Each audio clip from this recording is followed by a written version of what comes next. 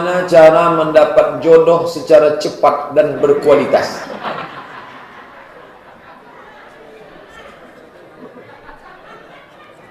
Tak ada nama. Ini menyindir saya nampaknya. Saya nikah balik dari Maroko ke Pekanbaru umur 31 tahun.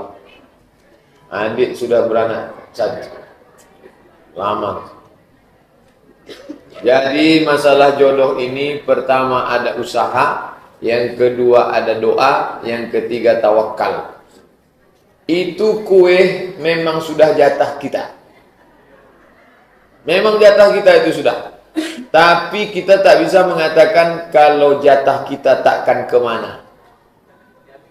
Mesti ada usaha untuk membuka kotaknya, memasukkannya ke mulut. Tak bisa mengangong, takkan masuk ke mulut.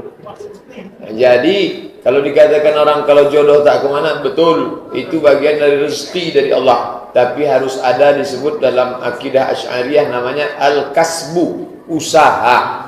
Maka kita berusahalah dekati Pak Imam. Pak Imam ada tak calon-calon?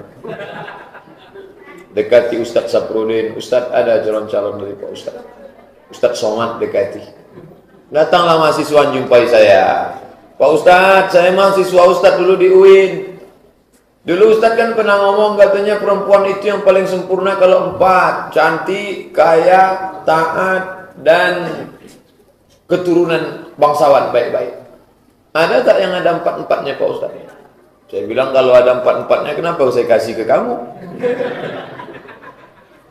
Jadi jangan cari kesempurnaan. Man talaba akan bila aiban baqiya bila asin. Siapa mencari istri sempurna seumur hidup takkan berbini.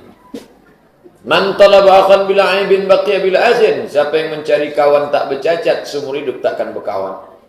Jadi siap menerima kekurangan. Setelah kita berusaha dapat, menikahlah. Man istata'a minkumul ba'ah, kalau kamu sudah sanggup maka menikahlah. Fa innahu aghaddu lil basar wa ahsanul fadli. Jangan pacaran-pacaran. Yang muda-muda saya sampaikan, khusus yang perempuan, anak-anak gadis kita, adik-adik kita, jangan. Perempuan itu timun, laki-laki itu durian. Timun berkawan sama durian tak pernah untung. Di atas sobek, di bawah bonyok, hancur. Jaga kehormatan. Jaga kehormatan baik-baik. Assalamualaikum Pak Ustaz. Waalaikumsalam warahmatullahi wabarakatuh. Apa hukumnya suudzon dengan orang kafir? Walan tarda ankal yahudu walan nasara. Orang Yahudi dan orang Nasrani tak akan pernah puas hatta tattabi'a millatahum, sampai kamu ikut agama mereka. Dia tak akan pernah puas sampai kita ikut agama dia. Tapi bukan gara-gara saya menyampaikan begini lalu kita katakan tak boleh sekantor sama Kristen, halal darahnya, pancung kepalanya, ambil anaknya. Bukan begitu.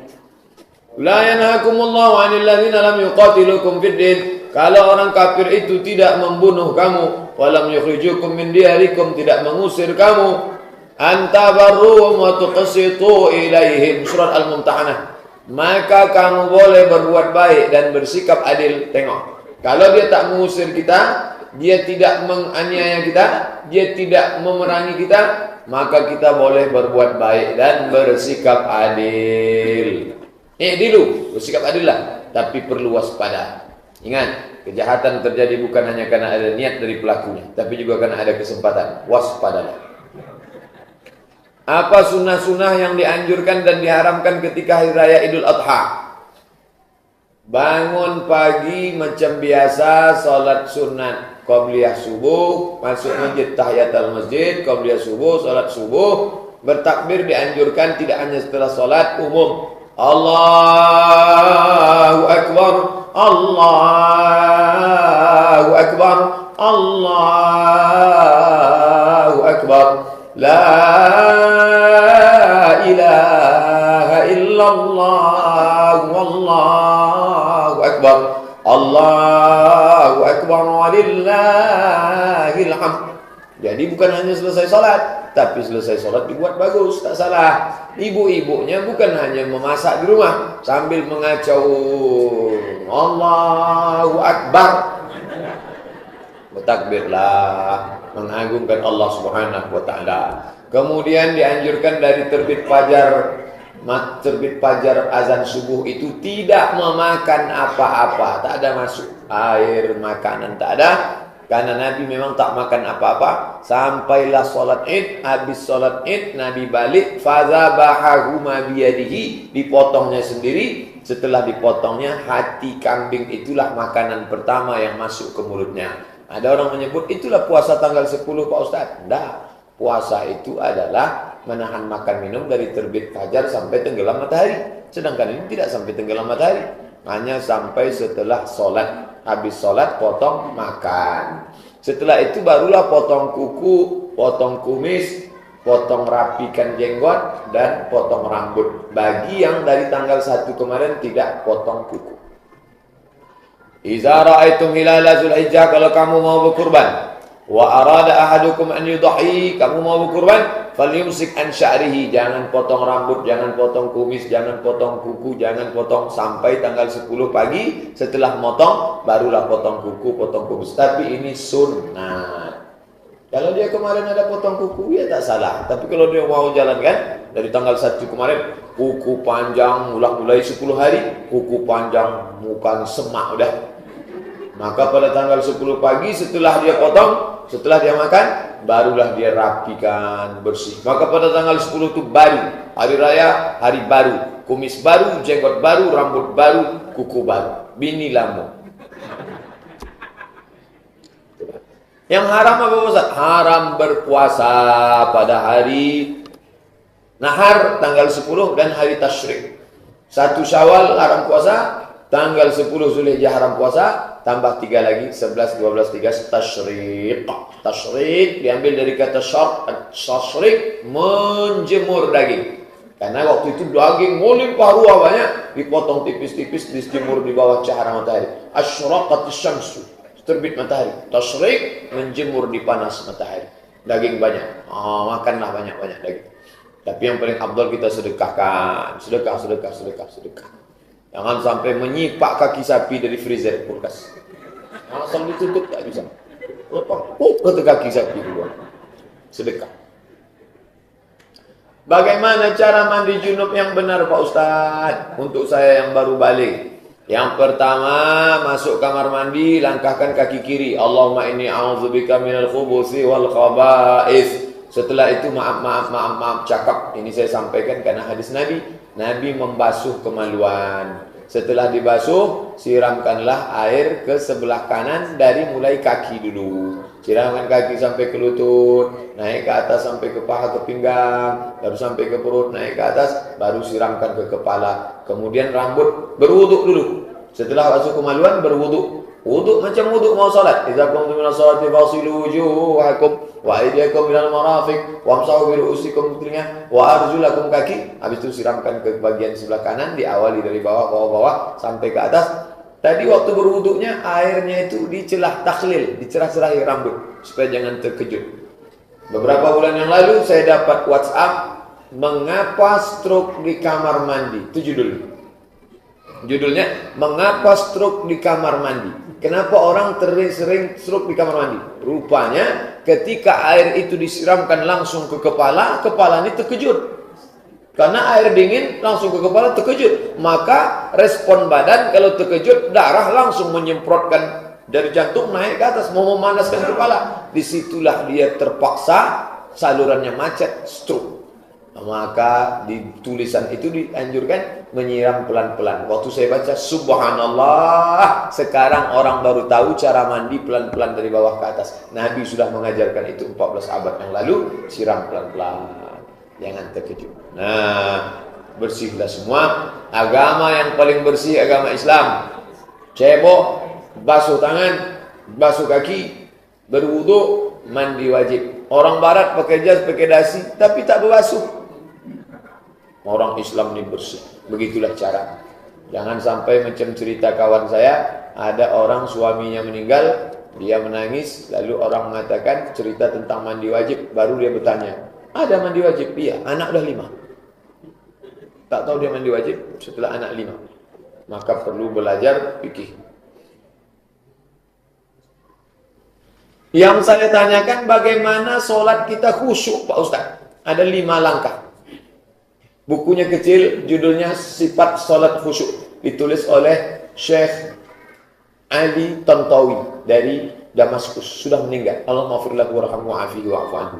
Yang pertama, dari mulai berwudu hati sudah dijaga. Bagaimana menjaga hati waktu wudu? Ketika air masuk ke mulut, keluarlah dosa dari mulut. Ketika air membasuh wajah, keluarlah dosa dari kelopak-kelopak biji mata. Ketika air membasuh tangan, keluarlah dosa dari celah-celah tangan. Ketika air mengusap kepala, keluarlah dosa sampai dari lubang telinga. Ketika air membasuh kaki, keluarlah dosa dari kaki, mata, kaki, dan dari celah-celah kuku kaki. Hadis riwayat Ibnu Majah. Jadi waktu wudu itu jangan sampai bercakap-cakap. Ini kadang ada orang wudu sambil bercakap, itu kan itulah gimana. Allah bilang jangan. Jadi dari wudu itu sudah, setelah perundungan hati dijaga, habis wudu asyhadu an la ilaha illallah wa asyhadu anna rasulullah Allahumma ij'alni minat tawwabin waj'alni minal mutatahhirin waj'alni min ibadika shalihin. Dari tempat berwudu masuk ke masjid dilarang tasbih. Tasbih menjalin jari jemari. Keletak. Apa salahnya? Merusak hati yang sudah dijaga tadi. Tasbih tak boleh, tasbih boleh. Subhanallah. Masuklah ke dalam masjid. Langkahkan kaki kanan. Allahumma ftahli abwaaba rahmatik. Nawaitul i'tikaf fi hadzal masjid, Masjid Al-Furqan lillahi ta'ala. Masuk ke dalam salat sunat tahiyat al-masjid. Barulah kumandang azan. Paling bagus masuk sebelum azan. Intizarus shalah ba'da shalah. Menunggu salat. Bukan salat itu menunggu kita. Kita menunggu salat. Duduk di dalam berzikir. Hati dijaga. Allahu Akbar, Allahu Akbar. Jawab suara azan. Allahu Akbar. Kecuali pada lafaz hayya 'alas shalah al-falah, la haula wala quwwata illa billah. Tutup dengan doa wasilah. Allahumma rabb hadhihi da'wati tammati wa salatil qa'imah ati sayyidina Muhammadan rasulul fadilah wasyaraf wa latunati rafi'ah wa Allahumma maqam mahmudan alladhi wa'ta innaka la tukhliful mi'ad. Pertama, wudunya khusyuk. Kedua, hindari hal-hal yang merusak. Contohnya, menjalinkan jari jemari, membunyi-bunyikan tangan. Ketiga, menjawab seruan azan ditutup dengan wasilah. Yang keempat, pasang niatnya mesti betul. Qul a'udzu binas, malikin nas, ilahin nas, min syarri waswasil alladzi yuwaswisu fil jinnati wan nas. Pasang niat betul. Salatnya salat apa? Salat Isya berapa rakaat? 4 rakaat mengikut imam karena Allah Taala usolli fardul isya'i 4 raka'atin adaan ma'muman lillahi ta'ala. Allahu Akbar. Mazhab Syafi'i niat di dalam takbir. A di sini, bar di sini. Dari A ke bar itulah niat. Itu mazhab Syafi'i. Makanya mazhab Syafi'i itu panjang takbir. Allahu Akbar, namanya muqaranah niat, sejalan antara niat dengan takbir. Sedangkan Hanafi, Maliki, Syafi'i tak di situ niat. Niat itu sebelum takbir. Sebelum takbir dia pasang, baru dia takbir. Allahu Akbar. Makanya kadang pendek aja takbir. Allahu Akbar. Kenapa pendek? Dia berniatnya sebelum takbir. Yang berniat sebelum takbir sah. Yang berniat di dalam takbir sah. Yang jadi masalah sesudah takbir baru dia berniat. Allahu Akbar. Sembahyang aku Aisyah udah. Sebelum takbir atau dalam. Jadi kitab waktu setup pertamanya itu memang sudah setup. Nah, kemudian connect antara yang kelima, connect antara lidah dengan hati. Bismillahirrahmanirrahim. Allahu Akbar kabira walhamdulillahi katsira wa subhanallahi bukratan wa asila wajhatu wajhiya. Itu kata mulut, itu kata dalam. Ketika dia sudah mulai agak lari, banyakkan. Agak lari, banyakkan. Inna salati wa nusuki wa mahyaya wa mamati. Apakah Nabi itu kalau salat mulutnya bergerak? Datang tabi'in bertanya kepada sahabat namanya Khabbab ibn al-Ars. Ya Khabbab, ya. Apakah kalau Nabi itu salat mulutnya bergerak atau diam saja? Kata Khabbab, Nabi mulutnya bergerak. Dari mana kamu tahu Nabi mulutnya bergerak? Bitirabi lihyatih, karena saya tengok jenggotnya bergoyang. Kenapa jenggotnya bergoyang? Karena dagunya bergoyang. Ini ada orang salat diam aja. Allahu Akbar.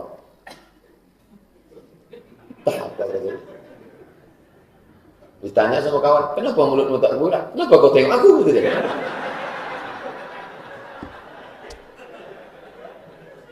Nah, itu yang kelima.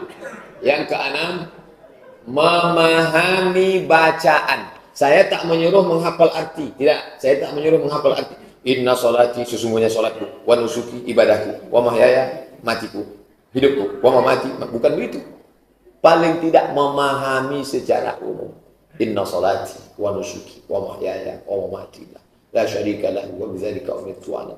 At-tahiyatul mubarakatus salawatut thayyibatut lillah. Assalamu alayka ayyuhan nabiy wa rahmatullahi wa barakatuh. Wassalamu alayna wa ala nas. Sembahyang ini macam meniti pematang tanah liat yang licin di tengah sawah. Kadang-kadang kita terpeleset, naik balik, agak-agak lupa, naik balik, agak-agak lalai, naik balik. Jangan sudah lupa, terpeleset, jatuh, pergi ke sempat pula menangguk ikan. Allahu Akbar. Begitulah dia. Minta bimbing kepada Allah Ta'ala supaya dibimbingnya dalam walladzina hum fi salatihim khashi'un. Nah, ini tentang masalah salat khusyuk. Pak Ustaz, di mana Allah? Allazi ayyanal aina la yuqalu annahu aina, kata Ali bin Abi Thalib. Dia yang sudah ada sebelum tempat itu ada, dia yang sudah ada sebelum kata di mana itu ada, maka tak layak kata itu ditanyakan kepada dia. Ini debat kusir yang tak pernah selesai tentang di mana Allah. Ar-Rahmanu 'alal 'arsy istawa. Allah duduk di atas arasy.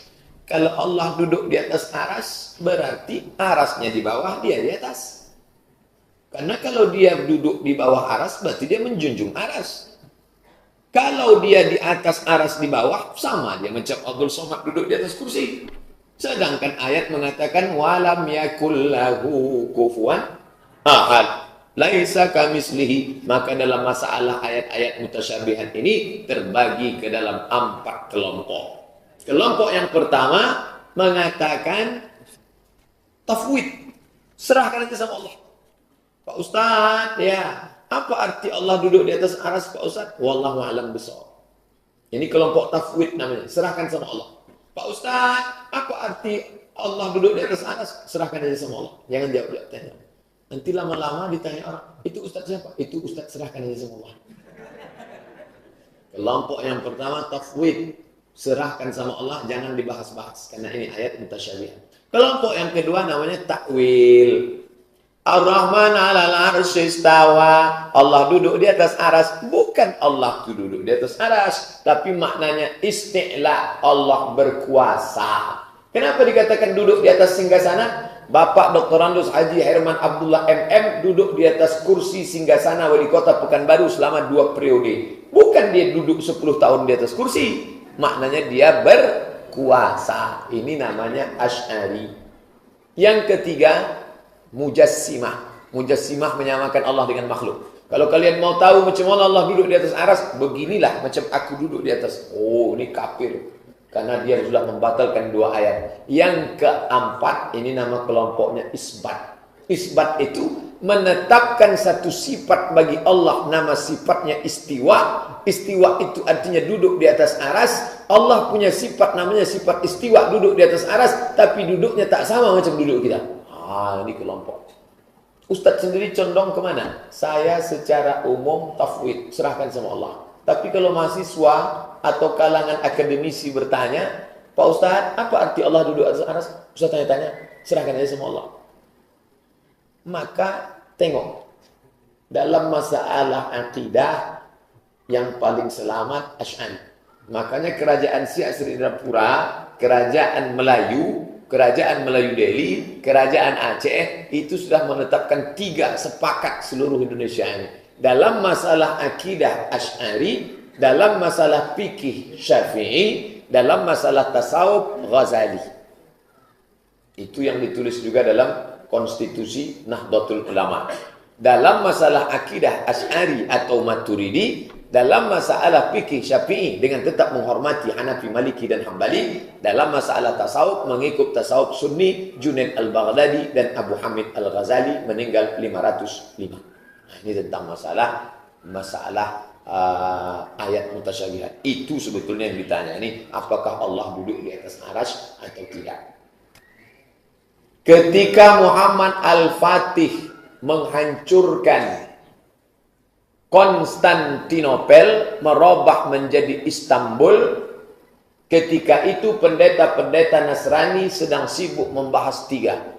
Pertama, apakah Yesus itu Tuhan atau manusia setengah Tuhan? Yang kedua, apakah iblis itu besarnya 5 kamar atau 7 kamar?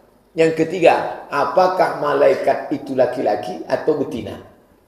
Hebohlah mereka mengkaji ini, masalah skolastik ini, sampai akhirnya Muhammad Al-Fatih merebut kekuasaan. Belajar dari sini, jangan sampai kita sibuk membahas Allah duduk di atas aras atau tidak, akhirnya tanah kita habis diambil Huta Julu, Huta Ginjang, Raja Bubuk, Sinambela.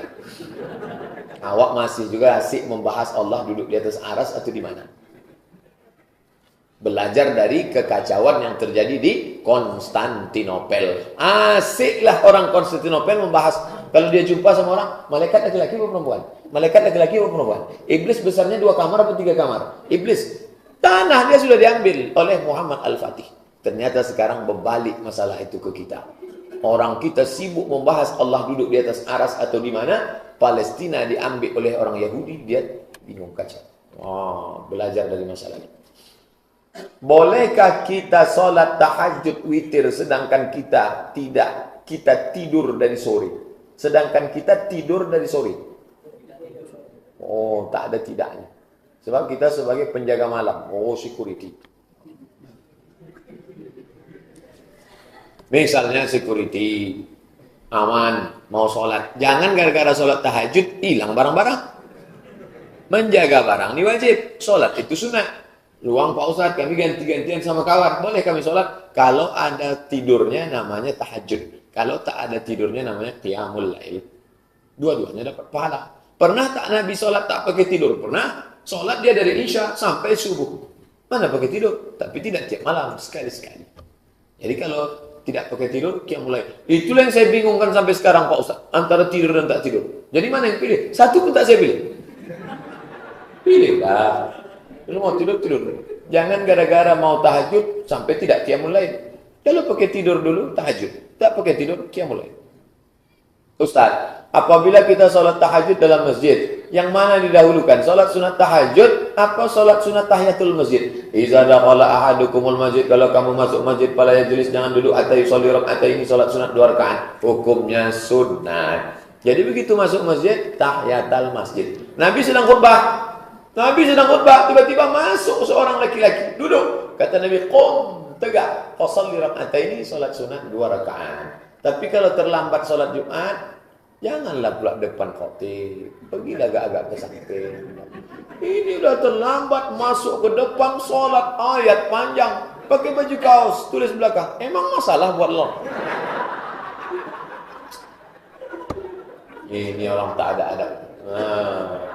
Sholat sunat tahiyatul masjid, habis itu baru tahajud. Kalau masuk masjid langsung duduk, ya tak apa-apa. Sunat. Tapi kalau mau, baiknya tahiyatul masjid. Ustaz, apakah yang jadi imam sholat itu harus nikah dulu? Nomor 14. Apa nomor 14 nih Pak Ustaz? Syarat jadi imam 14. Kalau berkumpul semua kita sepekan baru, siapa yang jadi imam? Dr. Firdaus STMT. Kalau dia tak sanggup jadi imam, diangkatnya lah imam namanya imam ratib. Imam ratib, imam tetap. Di Pekanbaru namanya imam paripurna. Yang diangkat oleh wali. Kalau dia berkumpul sama semua, siapa yang diangkat? Aqra'uhum, yang paling bagus bacaan dan paling banyak hafalan. Setelah itu, afqahuhum, yang paling banyak hafalan, paling bagus bacaan dan paling paham. Sama-sama hafal 30 juz. Tapi yang ini ahli tafsir, paham bahasa Arab. Yang ini tidak. Yang ini didulukan. Hafalannya lebih banyak. Mana? Ini juz 30. Yang ini juz 30 juz. Yang 30 juz dimajukan. Sampai syarat-syarat. Yang ke-14 menikah. Jadi menikah itu syarat ke-14.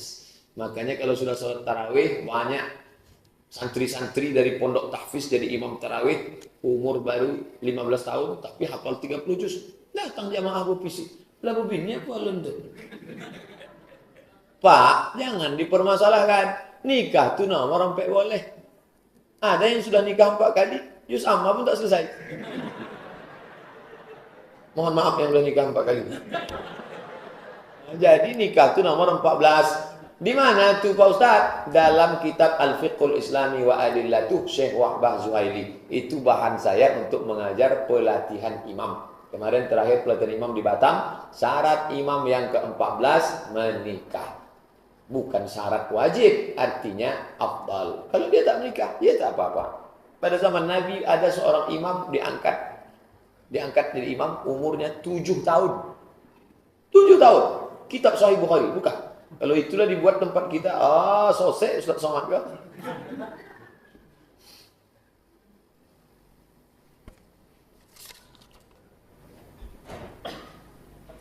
Apa maksud dari gantilah kalungnya? Kalungnya? Gantilah keluarganya lebih baik dari keluarga sekarang. Oh, doa untuk orang meninggal dunia. Gantilah istrinya lebih baik dari istri sekarang. Allahumma ighfir lahu warhamhu wa'afihi wa'fu anhu wa akrim nuzulahu wasa' manqalahu wasilhu bil ma'i was-salji wal barad wa naqqihi min al-khataaya kama yunqqa thawbul abyadu min ad-danas wa abdilhu daran khairan min darihi. Gantilah rumah yang lebih baik dari rumah yang sekarang, kampung yang lebih baik dari kampung sekarang, wa ahlan khairan min ahlihi, keluarga yang lebih baik dari keluarga sekarang. Muncul masalah, wa zaujan khairan min zaujihi, istri yang lebih baik dari istri sekarang. Tak tahu saya itu artinya selama ini Pak Ustaz. Kata ibu tu, kok tahu? Tak mau saya bacakan itu kemarin. Makanya kalau berdoa itu jangan amin-amin aja. Amin, amin. 2 jamaah haji bapak sama ibu berdoa di Taman Raudhah. Amin. Padahal doa dia, ya Allah tambahlah 1 lagi. Amin. Makanya ibu kalau suami itu doa tanya, apa doa abang tadi? Nah, yang dimaksud itu andai di dunia dia dapat istri tak baik, maka diganti Allah lah dengan yang salihah. Tapi kalau ibu sudah salihah, bidadari tak bisa menggantikan ibu. Engkaulah bidadariku dunia akhirat my honey. Oh, so sweet. Bidadari tak bisa membantikan ibu. Kenapa? Almar'u ma'a man ahab, orang akan tetap bersama dengan siapa yang dia cintai. Maka bakti ibu, perbuatan baik ibu tak bisa menggantikan siapapun. Tapi kalau tak baik, maka zaujan khairan min zaujihi. Itu makna doa. Bukan semua yang istri baik-baik lalu diganti. Tak. Apakah ada hadis yang mengatakan sebaik-baik wanita adalah yang paling kecil maharnya? Ya. Sebaik-baik perempuan aqalluhunna mahran. Aqal yang paling minim maharnya. Supaya apa? Mempermudah nikah. Ketika mahar semakin tinggi, maka zina semakin murah. Ketika nikah makin tinggi, zina makin murah. Kau kenapa belum lagi menikah? Calon mentua saya minta Pak Ustaz, apa? 40 juta. Syarat apa tuh? Malumpek pagar. Oh, nikah sama ini Pak Ustaz, cuci tangan emas. Nikah sama ini, aqalluhunna mahran, yang paling sedikit maharnya. Tapi mahar itu yang layak. Jangan pula gara-gara paling sedikit mahar, nikah dengan mahar sepasang sendal swallow. Jamaah datang tanya ke saya, Pak Ustaz, apa hukumnya nikah dengan sepasang sandal swallow? Sah. Ma sahha an yuba'a, sahha an yakuna mahran. Kalau sah dijual, maka sah jadi mahar. Itu hukum. Tapi kalau berkelahi nanti kan masalah. Iya, waktu sedang senang, waktu ketawa. Pas sedang berkelahi, alah, kau dulu pakai sandal jepit, kupinang. Maka yang paling elok maharnya adalah emas. Kenapa emas? Mana tahu rumah tangga ini dipukul ombak, dihempas gelombang, bisa emas itu dijual sebagai modal. Ini seperangkat alat sholat. Seperangkat alat sholat nikah tahun 80, sekarang tinggal tak alat sama lapuknya lagi. Ada anak gadis jamaah mau nikah, Pak Ustaz, apa mahar yang paling bagus? Emas. Kalau dia tak sanggup, Pak Ustaz, waktu Nabi sedang ceramah, tegaklah perempuan. Apa kata si perempuan itu? Inni wahabtu laka nafsi. Aku berikan diriku ini untukmu ya Rasulullah. Rasul diam, tak ada komentar. Diam saja Rasul. Karena Rasul diam, tegaklah laki-laki. Apa kata dia? Ya Rasulullah, kalau kau tak mau, untuk aku je. Kata Rasulullah, serius mau sama dia? Iya. Iltamis walau khataman min hadidin. Pergi balik ke rumah cari cincin besi. Balik ke rumah cari cincin besi. Tak ada. Makanya ibu hati-hati kalau bapak ada cincin besi. Cepat prosesnya tu. Tak ada cincin besi. Datang lagi. Tak ada ya Rasulullah. Cari lagi. Cari ke rumah dapatlah kain sehelai. Ada ya Rasulullah ni kain sehelai. Kata Nabi kain berapa? Sehelai. Kalau kainmu sehelai nanti kau nikah.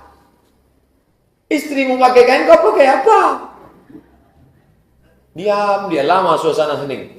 Maka kata Nabi, hal ma'aka minal Quran? Apakah engkau ada hafal Quran? Surat kada, surat kada, surat kada, surat kada. Saya hafal surat ini, surat ini, surat ini, surat ini. Maka Nabi nikahkan dia. Apa kata Nabi? Zawajtukaha bima ma'aka minal Quran. Ku nikahkan engkau dengan dia dengan mahar mengajarkan Al-Quran. Begitu. Sekarang kan tak begitu. Ku nikahkan engkau dengan aku dengan mahar seperangkat alat solat dan kitab suci Al-Quran tak pernah dibuka sampai mati tunai. Balik dari sini, buka Quran itu balik, duduk bersama. Jangan gara-gara ini pula, Bu, rupanya nikah kita bermasalah. Nah, nikah dulu itu sah. Ini saya tak ingin gara-gara Ustaz Somad hancur rumah tangga kami. Apa hukum pada 10 hari ini kita tak boleh potong kuku, rambut? Sudah dibahas dah. Ulang balik Pak Ustaz, capek. Idza ra'aitum hilal Dzulhijjah. Kalau kamu sudah melihat hilal Dzulhijjah, wa arada ahadukum an yudhi, kamu bawa kurban, falyumsik an sya'rihi, jangan potong rambut, jangan potong kumis, jangan potong jenggot. Wa azfarihi, jangan potong kuku. Setelah motong kambing pagi itu, makan sesuap, barulah potong. Itu adalah terapi dari Nabi SAW. Bukan rukun, bukan syarat, bukan wajib. Bukan rukun, bukan syarat, bukan wajib. Dilaksanakan, bagus. Apa dalil makna berkurban Pak Ustaz? Fasalli li rabbika. Sembayanglah, solat Idul Adha. Wanhar, berkurbanlah. Itu ayatnya. Ada ayat yang lain. Wal budana ja'alnaha lakum. Onta-onta yang kalian sembelih itu kami jadikan min sya'airillah. Syiar agama Allah. Ada lainnya Ustaz? Ada ayat Quran. La yanalallaha luhumuha. Dagingnya tak sampai pada Allah. Wala dima'uha. Darahnya Allah. Allah bukan hantu jembalang tanah. Oh, agama kalian itu agama hantu jembalang tanah, menjamu laut, itu motong. Dah. La yanalallaha luhumuha. Dagingnya tak sampai pada Allah. Wala dima'uha. Darahnya tak sampai pada Allah. Walakin yanaluhu taqwa. Ketakwaan. Itu ayat Quran. Hadisnya Pak Ustaz. Dhaha Rasulullah SAW bikabshaini. Nabi selesai salat mengambil 2 ekor kabsh, kambing domba. Aqranaini, sudah bertanduk. Amla'aini, putih bersih. Lalu kemudian Nabi baringkan, fadzabahahuma biyadihi, Nabi potong dengan tangannya sendiri. Bismillah, wallahu akbar, Allahumma minka walaka. Akala min kabidi udhiyati. Nabi memakan hati hewan kurbannya. Hadis Quran, dalil berkurban. Apakah boleh makan bersama saat berkurban? Daging, sapi, kambing, onta, kerbau, sampai banyak. Tiba-tiba datang satu ibu-ibu, bapak-bapak membawa pisau. Ambil 5 kilo, ambil 5 kilo, ambil 5 kilo. Cincang halus-halus, kasih bawang, kasih masak sup. Ayo kita makan, ayo makan. Allah mau barik lana fima razaqtana. Yummy. Ini yang dimakan ini daging siapa? STJ, status tak jelas. Maka bagaimana cara menghalalkannya Pak Ustaz? Kepada bapak-bapak pemilik sapi nomor 1, Bapak Insinyur, Bapak Dr. Andus, Bapak SHMH, Bapak Ustadz Al-Mukarram. Datanglah mereka 7. Pak, jatah Bapak di sini ada 20 kilo kan? Minta kami 10 kilo, kami masak pagi ini untuk sarapan ya Pak. Ambillah, sah, masaklah. Kalau ada satu preman tak mau ngasih, ayunkanlah pisau. Pak, minta kami 10 kilo, ambillah.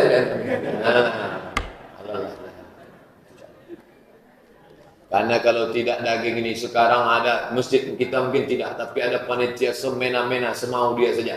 Sesudah diserahkan seolah-olah dialah pemiliknya. Ingat, akad kita pekurban dengan panitia bukan akad hak milik. Saya akad kepada ketua masjid saya. Pak ketua masjid, aku serahkan 2 juta untuk kurbanku tahun ini tunai. Aku terima. Akadnya itu apa? Tolong belikan, tolong potongkan, tolong bagikan. Bukan tolong makan. Jadi yang sudah kami makan bertahun-tahun nih Pak Ustaz, banyak-banyaklah istighfar.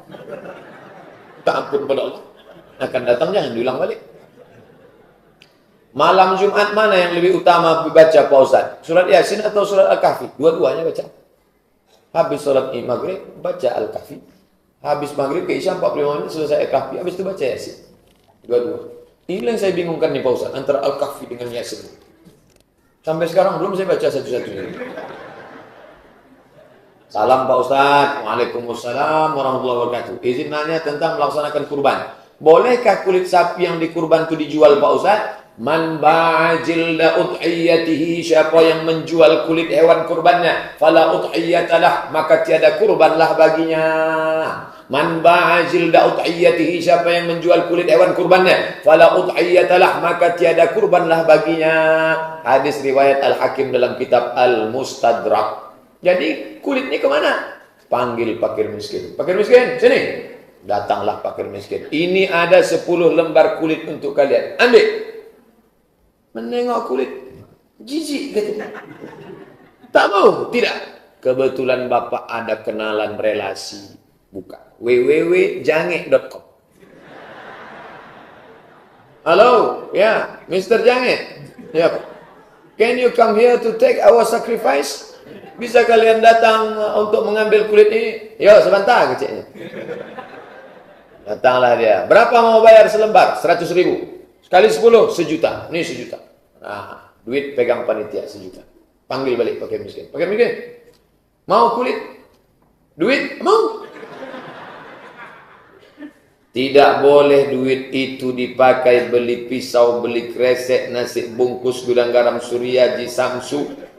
Maka serahkan semua ke fakir miskin menurut dalil yang kuat. Tapi panitia yang punya kenalan merubah kulit jadi duit boleh. Yang tak boleh mengambil manfaat lagi. Karena tadi waktu memotong, Allahumma minka, dari engkau, walaka, untuk engkau. Balikkan semua. Sejauh mana kewenangan panitia kurban? Mohon penjelasan. Sebab ini yang selalu dipermasalahkan. Sebab ada yang mengambil kepala sapi, kaki, ekor, segala macam. Tolong belikan, tolong potongkan, tolong bagikan. Bukan kata akadnya tolong makankan, tolong kunyahkan, tolong habiskan.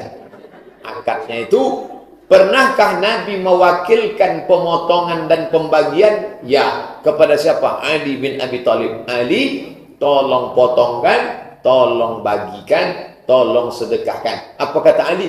Natasaddaqu bijuludiha. Kami mensedekahkan kulitnya. Itu ucapan Ali bin Abi Thalib waktu disuruh Nabi memotongkan. Ingat, juklak, SOP, standar kerja panitia itu hanya survei mencarikan, membelikan, memotongkan, membagikan. Kita bukan pemilik. Jangan sampai kita salah. Yang kita sangka amal sudah berubah menjadi maksiat. Na'udzubillah. Tapi jangan gara-gara ini panitia mengundurkan diri. Siapa yang kita tetap kerja. Jangan gara-gara ini mundur. Jadi gimana? Suruh Ustaz Somad mengurus. Merajuk namanya tuh. Di berita Islami masa kini yang disiarkan oleh Trans TV yang dibawakan Tengku Wisnu, ada membahas bahwa Nabi Muhammad tak pernah menganjurkan untuk mengirim Al-Fatihah untuk orang yang sudah meninggal. Apakah betul Pak Ustaz? Apakah ada hadisnya? Kalau ada orang meninggal dunia, hadis pertama, kalau ada orang meninggal dunia, asri'u lahu, cepat-cepatlah kuburkan. Jangan jenazahnya tahan lama-lama. Saya sampaikan sudah ke istri saya, kalau aku mati, cepat-cepat kuburkan. Mati maghrib, ba'da isya kuburkan. Bagaimana makam malam? Abu Bakar Siddiq meninggal dimakamkan malam. Tempat kita banyak lampu. Tak ada menggali, carikan ekskavator. Jangan tunggu sampai besok. Yang saya sampaikan itu, ini meninggal sore, ditunggulah sampai besok. Kenapa belum jadi kuburkan? Tunggu zuhur. Habis zuhur, anak pula delay pesawat Lion Air 3 jam dari Surabaya. Sampai jam 5 sore, kata sambutan dari RT, RW, tokoh masyarakat, nenek mama, orang Sumando, sadonyo. Panjang cerita. Kalau bolehlah jenazah itu di dalam ngokok. Capek dah. Betul enggak. Tak sabar mau ikut ruang interview ujian dia. Nah, cepat-cepat. Setelah kalian kuburkan cepat-cepat, bacakanlah pada bagian kepalanya Al-Fatihah. Pada bagian kakinya ujung surat Al-Baqarah, lillahi ma fis samawati wa ma fil ard, dalil pertama. Terima kasih Pak. Jadi kalau ada air ini makin lama sih biasanya. Dalil kedua, kata Abdullah ibn Umar ibn Khattab, anak Umar bin Khattab, dalam kitab Ar-Ruh, murid Imam Ibnu Taimiyah punya murid namanya Imam Ibnu Qayyim Al-Jauziyah, nama kitabnya Ar-Ruh. Kalau nanti aku mati, tolong bacakan pangkal surat Al-Baqarah sampai wa ulaika humul muflihun, dan bacakan ujung surat Al-Baqarah, lillahi ma fis samawati wa ma fil ard. Dalil yang kedua.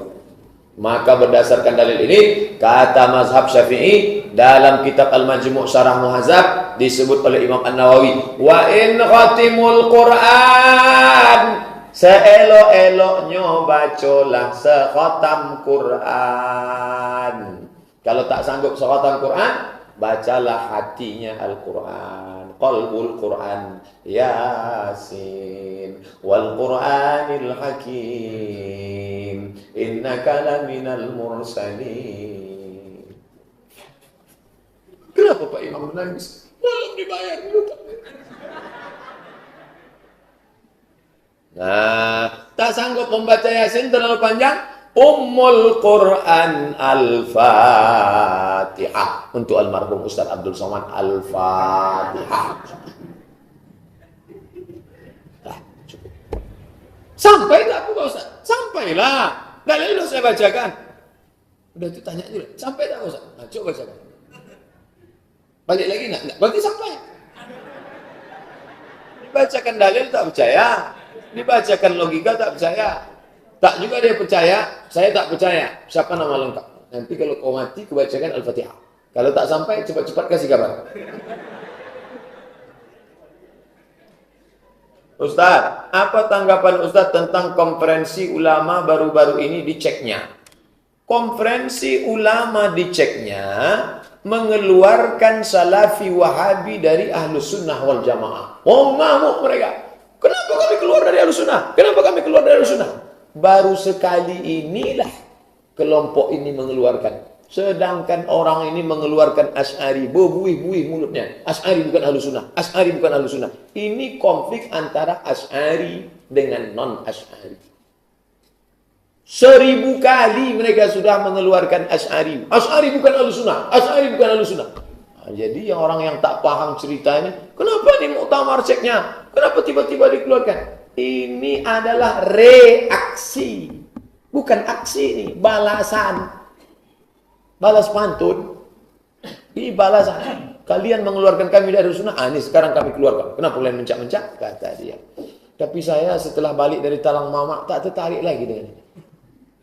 Dulu saya pantang dipancing masalah-masalah. Tapi setelah balik ini saya lebih fokus bagaimana orang Talang Mamak ini bisa Islam. Bagaimana kemarin membebaskan tanah. Makanya saya kemarin berubah judul ceramah Sabtu subuh. Bapak Ibu, mereka ini akan menjadi Kristen. Nauzubillah, kita akan ditanya di hadapan Allah. Ada 10 hektar tanah, marilah kita bantu. Begitu selesai datang bapak-bapak, saya ambil 2 hektar Pak Ustaz. Saya ambil 2 hektar, habis 10 hektar. Jadi untuk kami Pak Ustaz, bangunlah lokalnya. Banyak lagi. Ini kita selamatkan. Adapun perdebatan tentang ini tak selesai-selesai. Tapi mesti dibahas, kalau tidak nanti. Oleh sebab itu maka ini jangan gara-gara ini umatnya terbengkalai. Usaha apa yang dilakukan agar anak selalu tetap menjalankan sholat dan patuh kepada orang tuanya, baik tingkah lakunya. Padahal setiap habis sholat selalu saya doakan Pak Ustaz. Yang pertama, orang tuanya sholat. Sholat. Ayah kenapa tak pernah sholat? Ayah ada tugas luar kota nih. Memandikan kuda tak sama memandikan bro. Kalau memandikan kuda ikut kita mandi membrosnya ke sungai. Tapi kalau bro diikat dia suruh dia mandi kita tonton. Maka kita mengajak dia sholat. Saya kalau balik ke kampung ingat di mana tempat saya sholat diajak ayah saya dulu sholat di sini, malam takbir, sholat tarawih. Ingat, semua itu ingat di kepala. Maka anak-anak ini diajak. Emak saya juga gitu. Saya anak pertama, adik-beradik 2 orang. Di rumah tak ada orang, tak ada kakak. Maka saya dibawa kemana-mana. Makanya kalau acara barzanji, acara marhabannya itu ikut. Al-jannatu wa na'imuha sa'dun liman yusalli wa yusallim wa yubarik alaihi. Ikut semua. Allah. Ditanya jamaah, Ustaz di mana belajar barzanji? Tak pernah saya belajar. Asal mak saya pergi barzanji, saya ikut. Yang sasaran saya bukan barzanjinya, telur ayamnya itu. Sama kulit kuning. Wah. Jadi anak-anak ini didiklah marhaban. Sallallahu ala Muhammad sallallahu alaihi wasallam. Itulah yang selalu di telinga nih. Kalaupun nyanyi nasyid. Bila Israel datang memanggil. Sekarang ibu-ibu lagunya keong racun, kucing garong, cinta satu malam, kabi kaci kabigam, kucu-kucu otahe. Itulah yang menghancurkan anak ini. Ayah tak sholat. Di sekolah diajarkan guru, nak jangan bercelana pendek. Di rumah ayahnya celana pendek. Udahlah hitam, lutut beku, dia celana pendek. Jadi kita yang merusak anak-anak kita ini. Betul kata Nabi, ma min mauludin illa yuladu 'alal fitrah. Setiap anak yang lahir itu dalam keadaan fitrah. Kata Abu Hurairah, mana fitratul Islam. Anak itu sesuci Islam. Fa abawahu yuhawidanihi, orang tuanya merubahnya jadi Yahudi, ayu nasranihi, merubahnya jadi Nasrani, ayu majisanihi, merubahnya jadi Majusi. Anak-anak itu kursuskan kaligrafi, menulis. Mungkin bakat dia di seni, kan cantik. Kursus tengok bakat. Anak saya ini Pak Ustaz nulis kacau macam cakar ayam. Mungkin jadi dokter nanti itu insyaAllah. Jadi gimana? Suaranya bagus. Pergi bawa ke masjid kantor gubernur. Itu hari Ahad pagi dulu ada mengaji. Masjid Ar-Rahman. Ustaz, qori. Bismillahirrahmanirrahim. Bawakan ke sana. Apa bakat dia? Arahkan ke situ. Ini semuanya penting. Diajak dia tahajud malam. Diajak dia beribadah, bawa dia ke masjid. Dan yang paling penting dikasih makan halalan thayyibah. Disuapkan makan riba, disuapkan makan riswah, disuapkan makan haram. Dia hijau, suci tak berdosa. Disuapnya lah makan haram, riba, kotor. Dulu ada namanya duit tunjangan. Sekarang duit tunjang, duit sikut, duit sipak, duit sundul. Itulah yang disuapkan ke anak. Makannya sepiring nasi, semangkok mie yang dimakannya berubah menjadi setetes darah masuk ke dalam jantung menyemprotkan darah naik ke otak, isi otaknya haram. Heran saya anak saya ini Pak Ustaz, haram aja isi otaknya gara-gara dikasih makan haram. Jaga.